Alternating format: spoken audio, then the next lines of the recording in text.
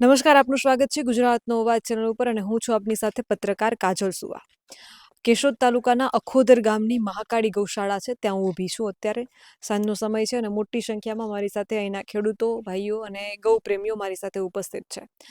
આ બધા જ લોકો જે છે એમને મારે એક સીધો સવાલ કરવો છે. શહેરી વિસ્તારમાં તો આપણે જોયું રોડ, રસ્તા અને રખડતા ઢોરના પ્રશ્નો અને ફલાણા પણ ગામડાઓમાં ગૌચર જમીનના જે મોટા પાયે કૌભાંડો છે, દબાણો છે, તો ગામડામાં ગૌચર જમીનની સ્થિતિ શું છે? આપણે ભાઈ સાથે જાણીએ, ગૌચર જમીનની સ્થિતિ શું છે? બેન, દરેક ગામની અંદર હમ. મતલબ મારા ખ્યાલ મુજબ હમ. એવરેજ 500 વીઘા ઓછામાં ઓછું ગૌચર દરેક ગામની અંદર હોય છે. હમ. પછી જમીનના 3 પ્રકારો હોય છે: એક ખેડૂત ખાતેદારની જમીન, એક સરકારશ્રીની જમીન અને એક ગૌચરની જમીન. તો ગૌચરની જમીન કોના માટે હોય? ગાયો માટે હોય. બરાબર. આપણી સરકાર પણ ગાયોના નામે ઘણા બધા કામો કરે છે. ખાલી 2016 સુધીના મારી પાસે આંકડા છે. 2016માં ભારતની અંદર ટોટલ 20,000 ગૌશાળાઓ રજીસ્ટર હતી. એમાંથી 11,000 ગૌશાળા ગુજરાતની અંદર હતી અને 6,000 જેવી ગૌશાળા રાજસ્થાનમાં હતી અને બાકીની ગૌશાળા બીજા ઓલ ઓવર ભારતમાં હતી. તો ગુજરાતની અંદર 11,000 ગૌશાળા છે. ગૌચરની જમીન સરકાર અત્યારે ગૌશાળાને આપતી નથી. સરકાર એવું કહે છે કે નહીં, મતલબ 2005માં સુપ્રીમ કોર્ટનો ચુકાદો આવેલો છે કે ગૌચરની જમીન કોઈને નહીં આપવાની. પણ ગૌચરની જમીન તો પછી એનું નામ બદલાવી નાખવું જોઈએ કે આ ગૌચરની જમીન નથી. પહેલી વાત તો કાંઈ એને ગૌશાળા માટે ફાળવવી જોઈએ. જે કાંઈ પણ ગૌશાળાની ડિમાન્ડ હોય, માની લો કે કેપેસિટી હોય ગૌશાળામાં 30 ગાયો છે, તો 30 ગાયો માટે કેટલી જગ્યા જોઈએ, એટલી જગ્યા એ ટ્રસ્ટને અથવા તો ગૌશાળાને ફાળવી દેવી જોઈએ, ભાડા પેટે આપવી જોઈએ. આની જગ્યાએ આગળ રિલાયન્સ કે અદાણી, અંબાણી કે અદાણી આવી અને એને અહીંયા કોઈ પ્લાન નાખવો હોય તો સરકાર એ ગૌચરની જમીનને સરકારશ્રીની જમીનમાં ટ્રાન્સફર કરી દે અને પછી એ લોકોને ભાડા પેટે આપી દે છે. આવા ગુજરાતની અંદર નહીં પણ ભારતની અંદર અનેક જગ્યાએ દાખલા બનેલા છે. તો આ ગૌશાળા માટે શું કરવા નથી થતું?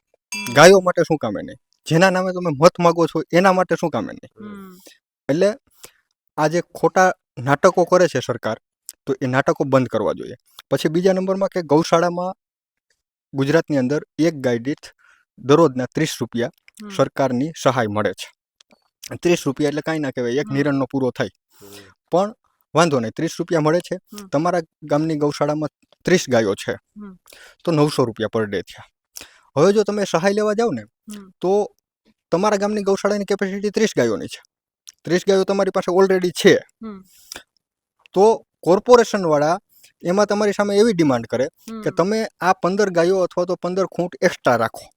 હવે ગૌશાળાની કેપેસિટી નથી કે 30 થી વધારે ગાયો રાખી શકે, છતાં તમને દબાણ કરીને આપે અને જો તમે ના પાડો તો તમારા ગામની અંદર જે 30 રૂપિયા લેખે સહાય મળે એ ગૌશાળામાં બંધ કરી દે.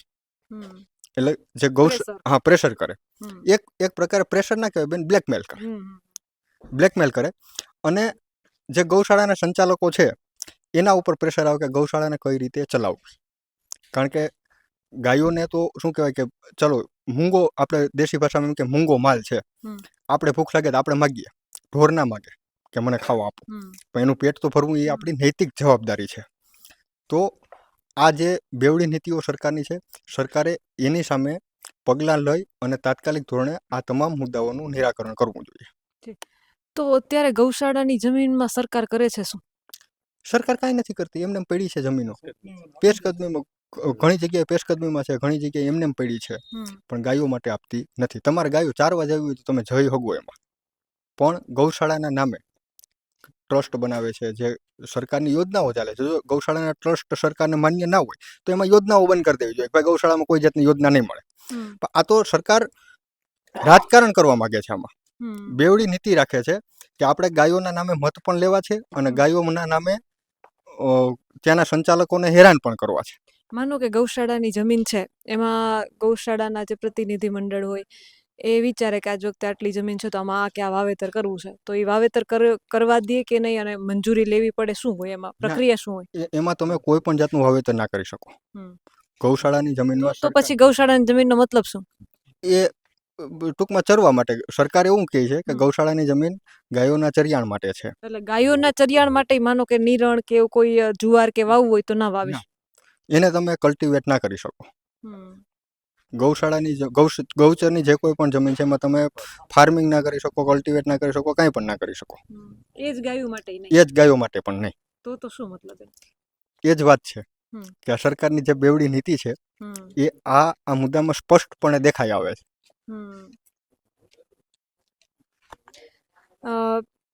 મેં પહેલાં કીધું હતું કે એસીવાળી ઓફિસમાં બેસીને રિપોર્ટિંગ કરો ને ગામડે ગામડે જાઓ, એ બંને વસ્તુમાં ખૂબ ફરક છે. તમે જાઓ એટલે તમને ખબર પડે કે ખરી વાસ્તવિકતા શું છે. આજે એવા પછી મને ખબર પડી કે ગૌશાળાની જમીનો, આપણે હંમેશા ગૌશાળાના મુદ્દા ઉપર, ચરિયાણ જમીનો ઉપર આપણે વિવાદ થતા જોયા છે કે એટલા ગૌચર દબાણો છે, એટલા હજાર વીઘાઓના છે. તો પછી આ બધી જમીનોમાં થાય છે શું? તો એમાં જો ગાયો માટે જે જમીનમાં કશું કોઈ ઘાસચારો વાવવામાં ન આવે, પડેતર પડી રહે, તો પછી એમાં ભૂમાફિયાઓની નજર પડે જ છે. એવું થઈ શકે કે એ ગૌશાળાની જમીન જે છે એમાં એક ગાયોને જ ઉપયોગી થઈ શકે એવો ઘાસચારો શા માટે વવાતો નથી? આ એક મોટો એ સવાલ છે. આના વિશે તમારું શું કહેવું છે ને તમારા વિસ્તારમાં ગૌચર જમીનની શું સ્થિતિ છે, ગૌશાળાઓની શું સ્થિતિ છે, એના વિશે તમારા મંતવ્યો કમેન્ટ કરીને જરૂરથી જણાવજો. કેમેરામેન રાજ પરમાર સાથે હું પત્રકાર કાજલ સુવા. આપ જોઈ રહ્યા હતા ગુજરાતનો અવાજ, કેશોદથી.